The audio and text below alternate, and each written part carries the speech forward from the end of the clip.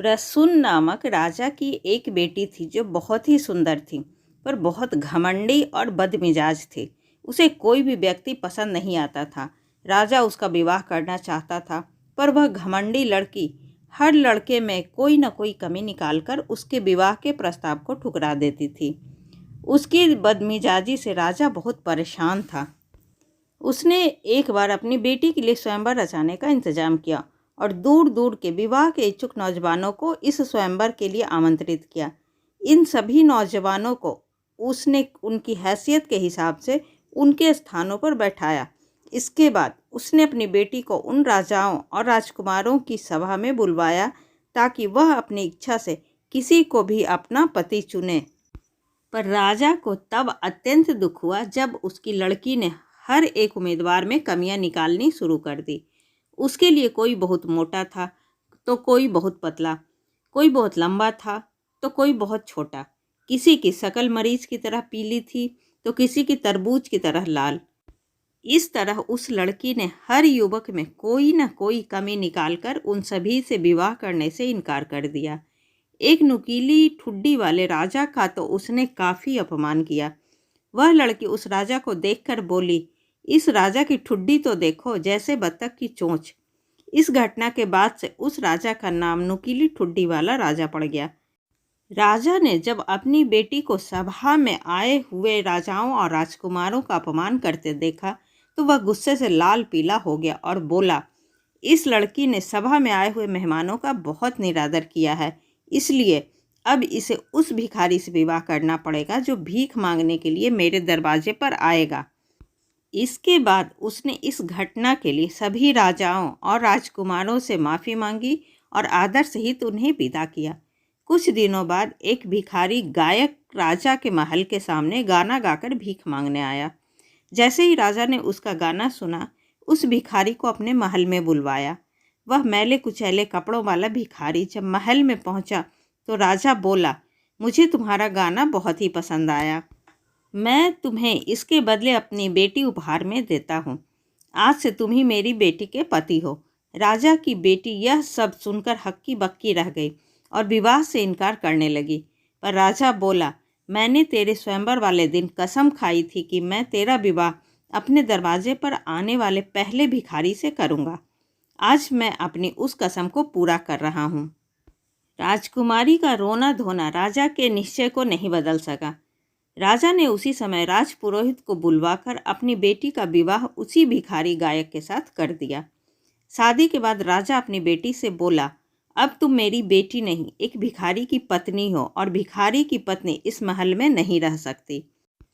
अब तुम्हें अपने पति के साथ ही जाना होगा। राजकुमारी को राजा की आज्ञा के अनुसार अपने पिता के महल को छोड़कर अपने भिखारी पति के साथ जाना पड़ा।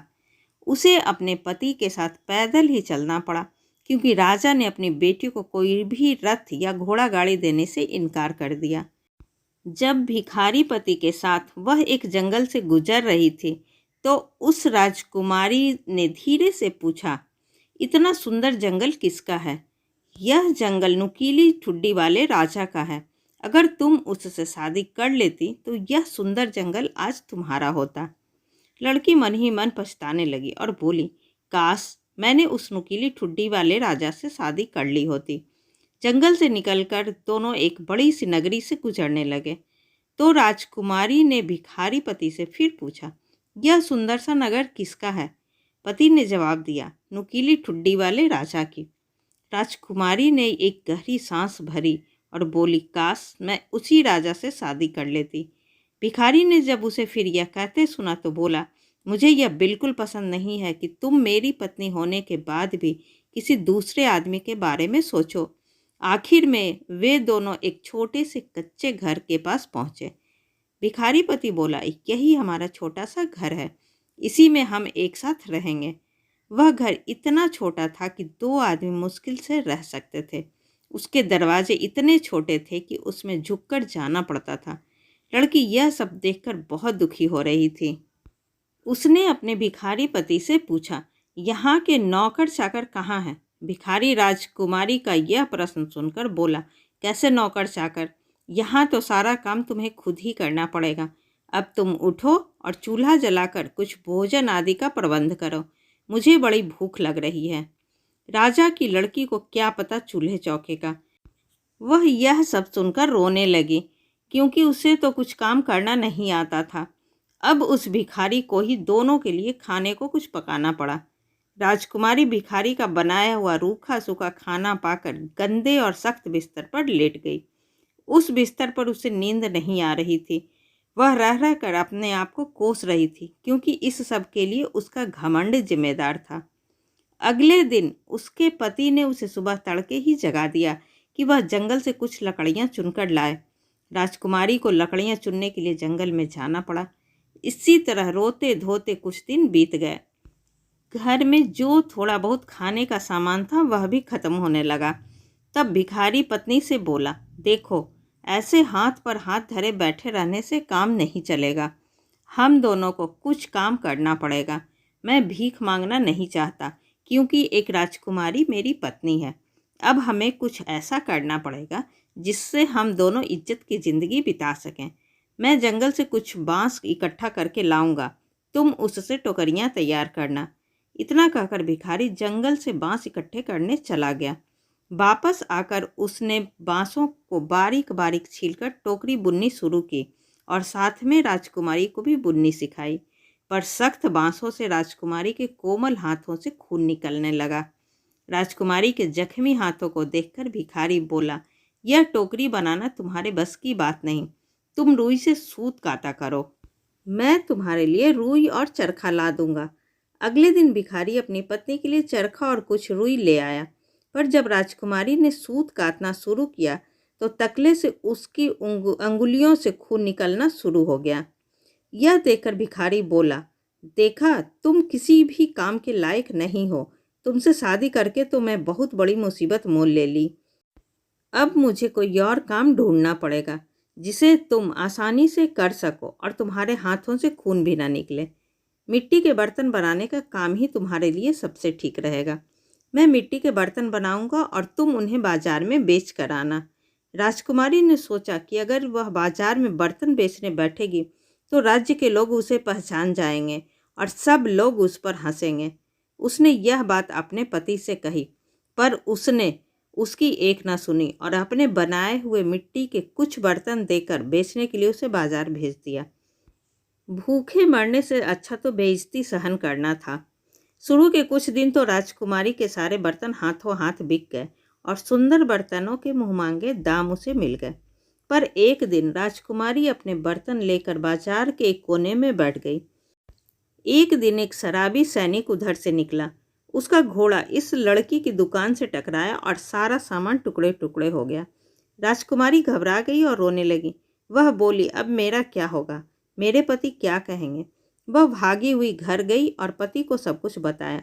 वह बोला, कौन सोच सकता था कि तुम इतनी बेवकूफ़ निकलोगी कि मिट्टी के बर्तन बाजार के कोने में लेकर बैठोगी, जहाँ से सब आते जाते हैं। पर अब रो नहीं, मैं समझ गया हूँ कि तुम इस काम के लायक नहीं हो। मैं पहले ही राजा के महल में गया था और वहाँ पता लगाया था कि क्या उनकी रसोई में नौकरानी की ज़रूरत है। उन्होंने तुम्हें रखने का वचन दिया है। वहाँ तुम्हें खाने के लिए भी खूब चीज़ें मिलेगी। इस तरह राजकुमारी राजा की रसोई में नौकरानी बन गई। वह रसोइये की मदद करती थी। उसे गंदे से गंदा काम करना पड़ता था। आखिर में उसे बचा हुआ गोश्त वगैरह दे दिया जाता था। उससे वह और उसका आदमी अपना काम चलाते थे। अभी उसे आए हुए बहुत दिन नहीं हुए थे, तभी उसने सुना कि राजा का सबसे बड़ा बेटा उसी तरफ से शादी करने के लिए जाने वाला था। वह भी खिड़की से बाहर झांकने लगी। सब तैयारी थी। सभा की पूरी चमक दमक धूमधाम वहाँ दिख रही थी। वह दुखी होकर अपनी बदकिस्मती के बारे में सोच रही थी। उसे अपने अहंकार को याद करके बेहद दुख हो रहा था, जिसकी वजह से उसे इतना गिरना पड़ा। नौकरों ने उसे बढ़िया गोश्त दिया। इसने उसे अपनी टोकरी में रख लिया ताकि घर ले जा सके।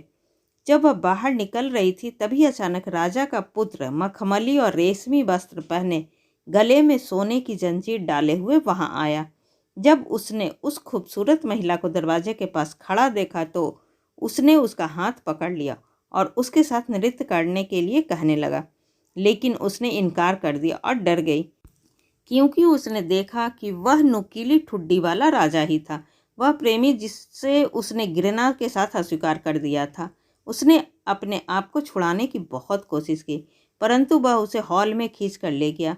उसकी जेब में बंधी डोरी टूट गई और बर्तन फर्श पर गिर पड़े। सूप इधर उधर बिखर गया। लोगों ने यह देखा तो सभी हंस पड़े और उसका मजाक उड़ाया। वह शर्म से जमीन में गड़ी जा रही थी। वह दरवाजे से बाहर कूद गई और भागना चाहती थी, लेकिन एक आदमी ने उसे सीढ़ियों पर पकड़ लिया और वापस ले आया। और जब उसने उसकी ओर देखा तो वह फिर से नुकीली ठुड्डी वाला राजा था। उसने उससे कहा, डरो मत, मैं और उस दयनीय झोपड़ी में तुम्हारे साथ रहने वाला भिखारी गायक एक ही है। तुम्हारे प्यार के लिए मैंने यह सब कुछ किया, और मैं ही वह शराबी सैनिक था जिसने तुम्हारे बर्तन तोड़े थे। यह सब तुम्हारे घमंडी आत्मा को नर्म करने के लिए किया गया है, और जिस घमंड से तुमने मेरा उपहास किया है उसके लिए तुम्हें दंड देने के लिए यह सब किया है।